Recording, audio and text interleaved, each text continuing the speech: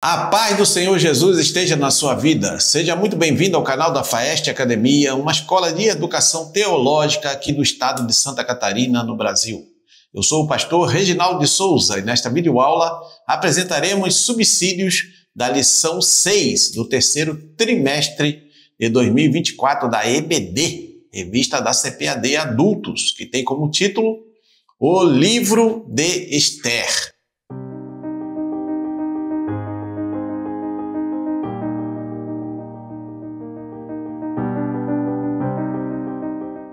Mas antes, não se esqueça de deixar seu like, inscrever-se no nosso canal da Faeste Academia, compartilhar, comentar, para que mais pessoas sejam alcançadas por essas videoaulas aqui da Faeste Academia.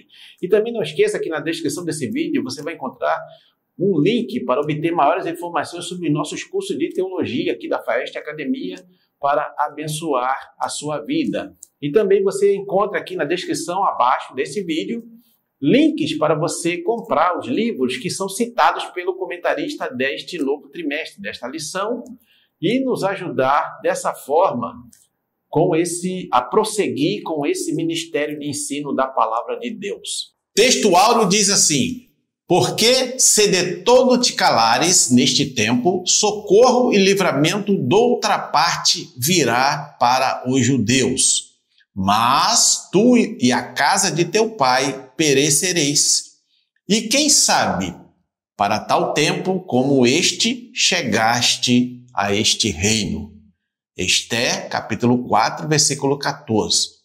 Verdade prática diz assim: a perfeita vontade de Deus é nos guiar por caminhos que levem ao cumprimento de seus eternos propósitos.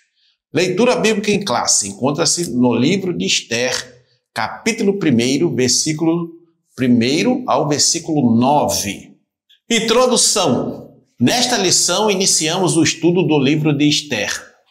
Ruth, o livro de Ruth, é cheio de referências expressas ao nome de Deus. Esther, por sua vez, tem como característica singular e sempre destacada a completa ausência do nome de Deus. Nem por isso o agir divino deixa de estar patente no livro. Esther não contém alusões diretas ao Deus da providência, mas nos apresenta uma história cujo roteiro é, por inteiro, uma manifestação da providência de Deus. Então, nesta lição de número 6, vamos iniciar o estudo mais destacado do livro de Esther, Tudo ali, o enredo do livro de Esther, tudo aquilo, ali as narrativas, todos os acontecimentos, os ensinos que o livro de Esther nos transmite a nós que somos cristãos do século 21, que estamos seguindo ao mesmo Deus que opera ali poderosamente, ali por trás dos bastidores, na narrativa do livro de Esther. Tá? Você vê que o livro de Esther ele não cita diretamente o nome de Deus, mas nem por isso deixamos de ver a ação providencial de Deus ali, Deus manifestando ali a sua vontade, o seu propósito, nas estruturas de poder ali do reino persa, usando até o próprio imperador, persa para ajudar o povo judeu. Então, nós vemos claramente o agir de Deus, o agir invisível de Deus, que é o Deus da providência, E da mesma forma que Deus agiu lá naquela época, ali no período do livro que é narrado no livro de Esther, o mesmo Deus que nós servimos hoje continua agindo em favor do seu povo. Tópico 1, a organização do livro. Subtópico 1, a categorização de Esther. Da mesma forma que Ruth, Esther pertence aos escritos, os 11 livros que compõem a terceira seção da Bíblia hebraica. E nesta seção, também ao lado de Ruth, integra os Megilot, os 5 livros curtos lidos anualmente nas festas judaicas. As categorizações de Ruth e Esther também são semelhantes na Bíblia cristã, na qual figuram entre os livros históricos. Por sua reconhecida canonicidade, Esther compõe o conjunto da revelação divina escrita, completa e perfeita. Veja 2 Timóteo 3, 16 e 17. Então, o livro de Esther pertence ali à terceira parte da Bíblia hebraica, porque a Bíblia hebraica, nós já vimos que ela é separada, tem uma divisão diferente do nosso Antigo Testamento, que é das Bíblias cristãs, das Bíblias evangélicas. Então, ali é Torá, profetas e também os escritos, que é a terceira seção da Bíblia hebraica. Dentro dessa terceira seção, nós temos o livro de Esther também, juntamente com o livro de Ruth e outros livros. E também, ali, o comentarista aqui, ele enfatiza que o livro de Esther integra os Megilot, que eram os 5 pequenos livros, livros curtos, que eram lidos, que na verdade, acredito que são lidos ainda nas festas judaicas anualmente. Então, eles são, esses livros de Ruth e de Esther, eles estão nessa categoria aí dos escritos, mas na Bíblia cristã, eles estão na categoria dos livros históricos. Tanto o livro de Ruth quanto o livro de Esther estão na parte do Antigo Testamento que nós classificamos como livros históricos. Subtópico 2, características literárias. O livro de Esther tem 10 capítulos. Dentre suas características literárias, destaca-se sua objetiva historicidade, vista na expressa referência ao rei persa Assuero. Esther, capítulo 1, versículo 1. E em vários outros detalhes factuais, além de seu caráter de fonte primária para a festa de Purim, anualmente celebrada pelos judeus. O estilo narrativo é menos dialógico que o de Ruth. O texto é mais do narrador que dos personagens. Então, o livro de Esther possui 10 capítulos, tem ali uma narrativa muito interessante, um enredo que vai num crescendo, ali a história ela vai se sendo narrada de forma que vai ali aumentando a tensão até o final ali, onde há a vitória ali do povo judeu, Deus dá essa vitória ao povo judeu e se estabelece ali a celebração da festa do Purim. Então, o estilo, ele é narrativo, ele conta uma história. É isso que significa narrativa, vai narrando ali uma história, ou histórias que vão acontecendo, e ele tem pouco diálogo, ele é menos dialógico, ou seja, tem menos conversações, menos diálogos do que o livro de Ruth, tá certo? Que foi o livro que nós estudamos até a lição de número 5. Então, o texto, ele é mais do narrador, o narrador ali em terceira pessoa, contando a história dos personagens do livro de Esther. Subtópico 3, autoria e data. O autor de Esther é desconhecido. Muitos estudiosos consideram que o livro foi escrito por um judeu que viveu na Pérsia, pelo fato de o autor demonstrar amplo conhecimento da cidade de Suzã e de sua estrutura, e de importantes documentos do Império Persa. Considerando essa possível autoria e algumas evidências internas, acredita-se que o livro seja datado por volta de 460 a.C., logo após a morte de Assuero, ocorrida em 465 a.C. Outro fator levado em conta para essa datação é de ordem linguística. O autor empregou algumas palavras persas em meio ao hebraico, mas não fez uso algum de expressões originárias do grego, o que revela um estilo anterior à ascensão da Grécia sobre a Pérsia, que se deu com Alexandre o Grande em 330 a.C. Então, nós vemos aqui na questão da autoria do livro de Esther, é desconhecido. Alguns sugerem que possivelmente possa ter sido Esdras, o escriba Esdras, que tenha escrito o livro de Esther, ou até o próprio Mardoqueu, mas isso aí não é, né, algo que possa ser provado. Então, muitos consideram que o autor é desconhecido. Tá? Outra coisa interessante é que essa questão da datação da escrita do livro.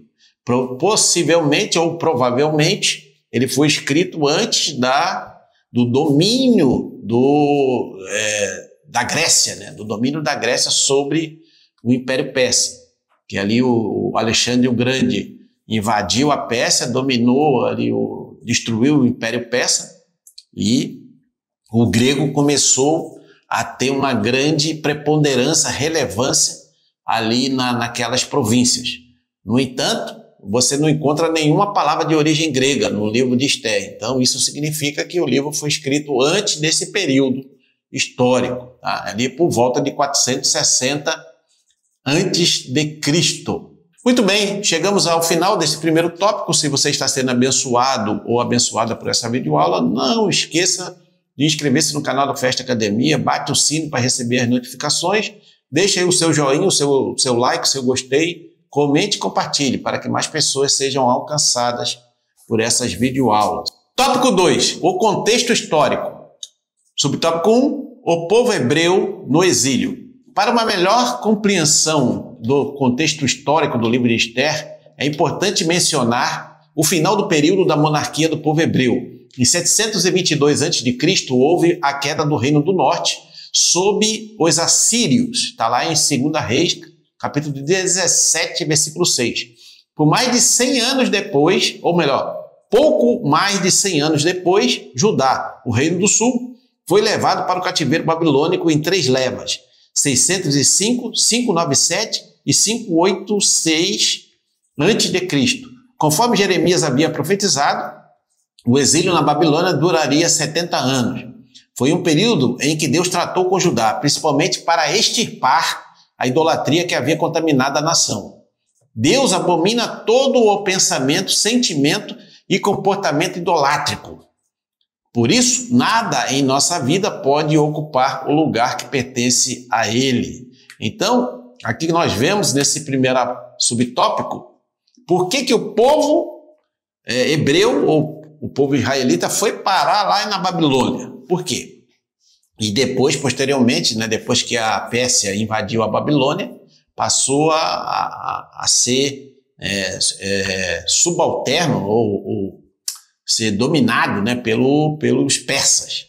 Por que o povo foi para lá? Por causa dos seus pecados, principalmente, né, o pecado da idolatria. Então, uma idolatria terrível ali no Reino do Norte. Então, o Reino do Norte foi levado pelos assírios. E de 100 anos depois, o Reino do Sul também foi levado pelo Império Babilônico, ali por Nabucodonosor, que invadiu, e na terceira invasão ele destruiu a cidade de Jerusalém, o templo, os prédios, destruiu tudo. O muro, a muralha lá de Jerusalém, destruiu tudo. Pois bem, então esse foi o contexto histórico, esse é o contexto histórico, esse é o motivo que o povo estava ali, né, naquele período ali na Babilônia e também na cidade de Suzã e nas cidades persas. O povo havia se espalhado, havia uma grande população judaica ali naquela região. Outra coisa interessante a observar aqui nesse subtópico é que Deus levou o povo ali para limpar o povo da idolatria. Então, aquele remanescente que foi para a Babilônia ali, depois se espalhou ali pelas províncias do Império Persa, eles foram libertos da idolatria. E os que voltaram posteriormente para Jerusalém, para Judá, eles já estavam libertos, né, dessa inclinação para a idolatria, né, dos ídolos dos povos pagãos. É importante frisar isso, né, que isso aí foi um tratamento de choque que Deus deu para o remanescente ali do seu povo que foi levado em cativeiro. Subtópico 2, o fim do exílio. Ao mesmo tempo em que julgava Judá por sua idolatria, o Deus eterno, juiz de toda a terra, exercia seu justo juízo sobre a Babilônia por sua iniquidade. Jeremias 25, 12. Antes, já havia julgado a Síria, como profetizado por Naum. Deus não tem o culpado por inocente. Em 539 a.C., Ciro venceu os babilônios e anexou seu território ao Império Persa. Logo no primeiro ano de reinado, despertou o Senhor o espírito de Ciro, rei da Pérsia, e o fez decretar o retorno do povo judeu para Jerusalém. Esdras, capítulo 1, versículo de 1 a 3. Daniel havia se humilhado diante de Deus, jejuando e orando fervorosamente para a restauração de Jerusalém, confessando os pecados da nação de Israel. Daniel 9, de 1 a 19. O ensino bíblico a respeito de nosso relacionamento com as estruturas de poder terreno é sempre confiar na soberania divina, buscando de forma humilde a intervenção de Deus em nosso favor. Agindo assim, poderemos ter uma vida quieta e sossegada em toda a piedade e honestidade e contribuir para o cumprimento do maior propósito de Deus, que é a salvação de todos os homens, inclusive dos que não governam segundo os valores divinos. 1 Timóteo, capítulo 2, versículos de 1 a 4.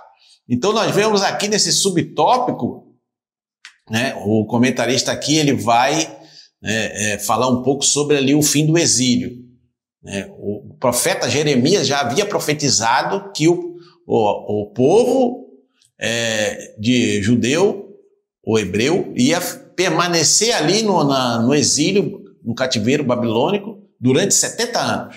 Então Daniel, ele lendo ali o livro do profeta Jeremias, ele entendeu que os 70 anos já haviam passado. Então ele foi orar, foi buscar a Deus, jejuou, orou, buscou fervorosamente a Deus, e quando o Império Persa venceu ali os babilônios, destruiu ali a Babilônia, e o rei Ciro, o imperador Ciro, lá da Pérsia, ele emitiu um decreto logo no segundo ano dele para que o povo judeu, quem quisesse, pudesse voltar para reconstruir Jerusalém. Tá? Então esse foi o fim do exílio. Deus usou o Império Persa para punir também os babilônios que haviam destruído Jerusalém, destruído o templo e levado o povo judeu em cativeiro. Outro ensino importante aqui nesse subtópico é como que o cristão deve lidar com as estruturas de poder terreno, aí as autoridades civis da nação. Como é que o cristão tem que se comportar? Sempre, ele tem que orar, obviamente, pelo país em que ele vive, orar pelas autoridades. Isso aí é uma orientação do apóstolo Paulo, da palavra de Deus, E também ele tem que procurar contribuir naquilo que é possível, sem comprometer a sua fé cristã, para que possa ter uma vida quieta e sossegada, em toda piedade e honestidade, e dessa forma, tendo portas abertas para pregar o evangelho, para falar da salvação de Jesus Cristo, para que todos os homens sejam alcançados, A gente sabe, pela palavra de Deus, que muitos são chamados, mas poucos escolhidos. Mas a nossa missão é pregar o evangelho a todo o mundo, a toda a humanidade. Nós temos esse dever, essa ordem que foi dada pelo Senhor Jesus Cristo à sua igreja. Subtópico 3, o pós-exílio. Esther registra fatos ocorridos na capital do Império Persa, Suzã, entre o primeiro e o segundo retorno dos judeus para Jerusalém. Estima-se que mais de 1 milhão de judeus viviam na região da Babilônia. Mesmo com o decreto de Ciro, rei persa, que permitia a volta para Jerusalém, a maioria absoluta dos judeus decidiu, pelo que lhes parecia mais cômodo, permanecer nas cidades da Babilônia. Somente cerca de 50 mil voltaram para Jerusalém, no primeiro grupo, liderado por Zorobabel. No segundo ano do reinado de Ciro, Esse período da história é narrado dos capítulos 1 ao capítulo 6 do livro de Esdras. Entre os capítulos 6 e o 7, há um período de aproximadamente 60 anos. É na segunda metade desse período de 60 anos que se passam os fatos do livro de Esther, entre 483 a 473 a.C. Então, o comentarista aqui ele vai falar um pouco sobre a questão do pós-exílio. Depois que o rei Ciro dominou ali a Babilônia, no segundo ano do seu reinado, ele emitiu um decreto permitindo que os judeus ali da Babilônia e de todo aquele vasto império pudessem retornar para Jerusalém, para reconstruir a cidade de Jerusalém e também para ali o território do Reino do Sul, de Judá. No entanto, estimava-se que 1 milhão de judeus já viviam ali naquela região da Babilônia. E somente 50 mil retornaram juntamente com Zorobabel. Só 50 mil atenderam ali ao apelo para voltar e reconstruir a cidade de Jerusalém. A maior parte dos judeus permaneceu ali em Jerusalém, na Babilônia, porque já estavam com a vida estabelecida, muitos já tinham comércio ali, já tinham os filhos, os netos já tinham nascido ali mesmo, na Babilônia, na região do Império Babilônico, e eles estavam vivendo ali confortavelmente.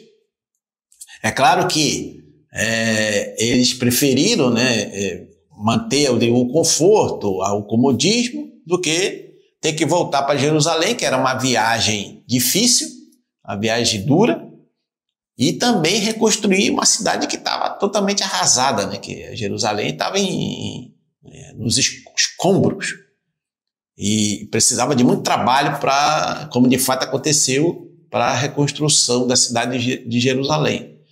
Mas, no entanto, eles preferiram ficar ali, a maior parte dos judeus preferiu ficar ali, e depois aconteceu o que vai ser narrado posteriormente no livro de Esther, que houve aquela trama do Amã contra o povo judeu para matar todos os judeus de que viviam em todo o império persa.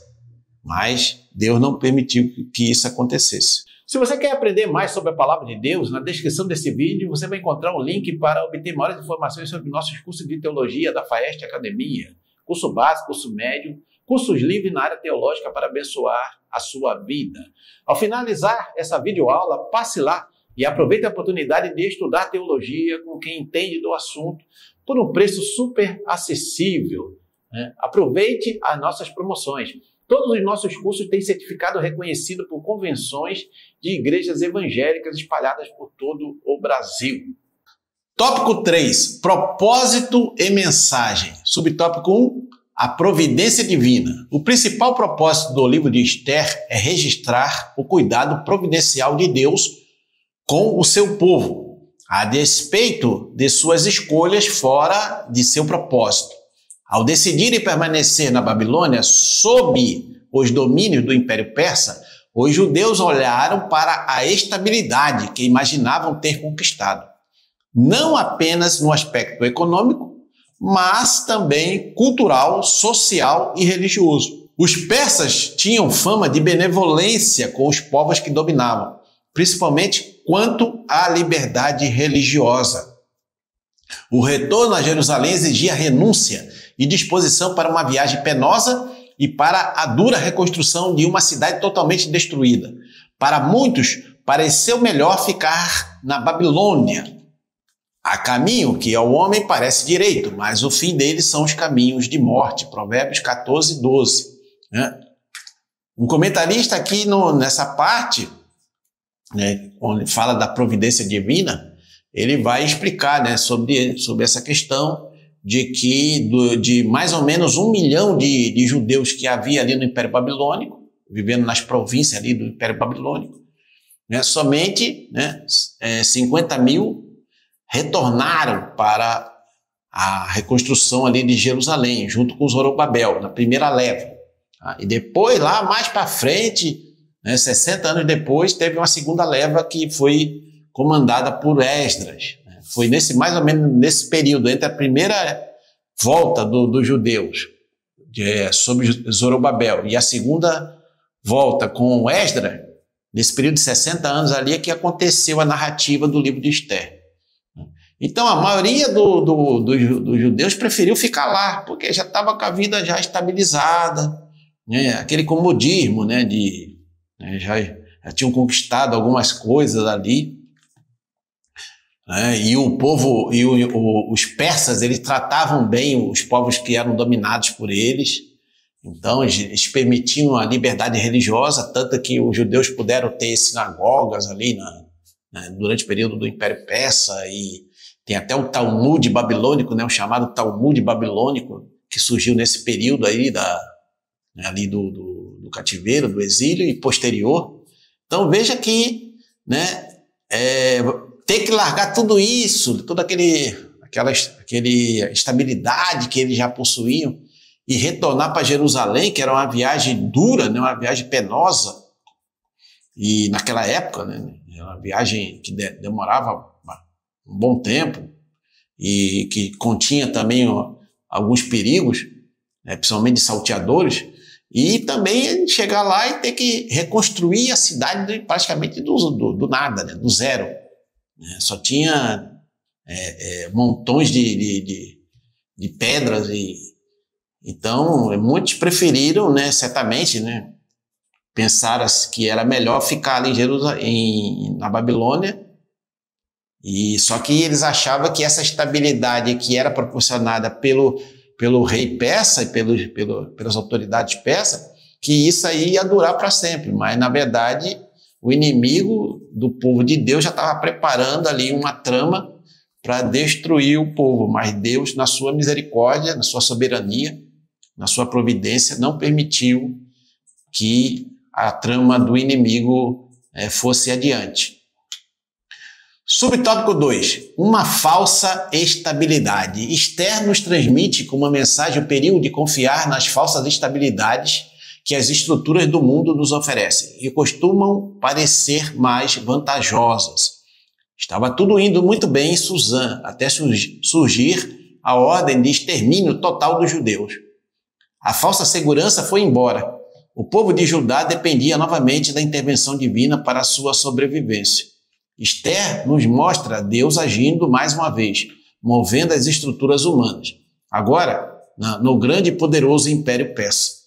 Seja qual for a circunstância, é melhor confiar no Senhor do que no homem. Né? O que o comentarista quer dizer aqui? Que mesmo que ficando lá, naquelas províncias ali do Império Persa, né, em Suzã, ou em outras regiões ali, outras cidades, e com a vida estabilizada economicamente, financeiramente, né, culturalmente, era melhor voltar para Jerusalém, porque era a vontade de Deus que o povo dele estivesse ali em Israel, né, na cidade, reconstruísse a cidade de Jerusalém, reconstruíssem as outras cidades de Judá, para que ali eles pudessem dar sequência, né, à vontade de Deus, ali ao plano de Deus, né, para os descendentes de Abraão, Isaque e Jacó. Pois bem, né, e essa falsa segurança de achar que não, já estamos estabilizados aqui, as autoridades persas nos tratam bem, nos garante segurança, nos garante estabilidade, mas na verdade nós não devemos confiar nos homens dessa forma, né? Sempre, né, confiar em Deus, no Senhor, que é Ele que cuida de nós, é Ele que é o soberano Senhor, que a todo momento, né, está com suas mãos estendidas para nos guardar, para nos sustentar, para nos dar livramentos. E foi o que aconteceu ali com o povo judeu, porque, né, essa falsa segurança deles ali foi embora rapidinho, quando o inimigo, ali usando Amã, tentou ali uma trama para destruir de uma vez só todo o povo judeu. Subtópico 3, a festa de Purim. O livro de Esther tem como propósito também registrar a instituição da festa de Purim, ordenada por Mardoqueu depois do grande livramento que os judeus receberam. Purim é o plural da palavra pur, que significa lançar sorte.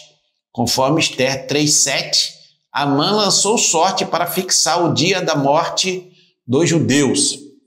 A festa comemora a frustração desse nefasto plano diante da providencial ação divina para a libertação de seu povo. A soberania de Deus não encontra limites. Ele age em qualquer época ou lugar para cumprir seus propósitos. O Naamã, o inimigo do povo judeu ali no Império Persa, o Agagita, ali ele tentou destruir o povo judeu. Então ele lançou sorte, que era um sistema que se usava naquela época, para saber qual seria o melhor dia para executar esse seu plano terrível, esse plano nefasto, conforme as palavras aqui do comentarista, que era matar todos os judeus que viviam em todo o território do Império Persa, em um dia só, um dia determinado. Então, mas aí Deus, na sua providência, usando tanto a rainha Esther, que corajosamente entrou na presença do rei sem ser convidada, mas para poder interceder em favor do seu povo, como também usou Mardoqueu, que era o primo de Esther, para que ele pudesse dar as orientações necessárias e também convocar o povo que vivia ali na cidade de Suzã para jejuar e buscar a Deus, e para que Deus pudesse intervir e dar livramento para o seu povo. E foi o que de fato aconteceu. Então a trama de Amã foi revelada por Esther ao rei Assuero, que mandou matar o Amã. Mas o decreto que ele já havia assinado, ali instigado por Amã, estava em andamento e não podia ser removido, não podia ser retirado. Então, ali o rei Assuero emitiu um outro decreto, a pedido de Esther e de Mardoqueu, para que os judeus pudessem se defender. E foi o que aconteceu quando chegou o dia que ali o Amã havia lançado sorte para poder matar o povo judeu. Quando chegou nesse dia, o povo judeu ele se defendeu e matou os seus inimigos.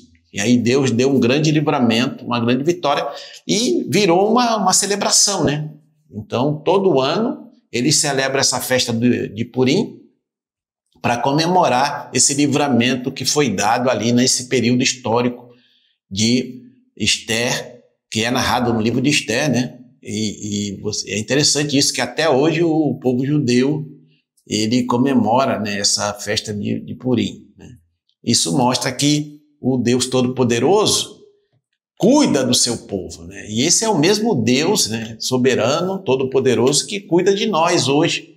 Nós que servimos ao mesmo Deus, o mesmo Deus que Esther servia, que Mardoqueu servia, que o povo de Deus de todos os tempos sempre serviu, o único e verdadeiro Deus que criou os céus e a terra, o mar e tudo que neles há, que nos criou, segundo a sua imagem e semelhança, que nos amou de tal maneira que deu seu Filho unigênito, a fim de todo aquele que nele crê não pereça, mas tenha vida eterna.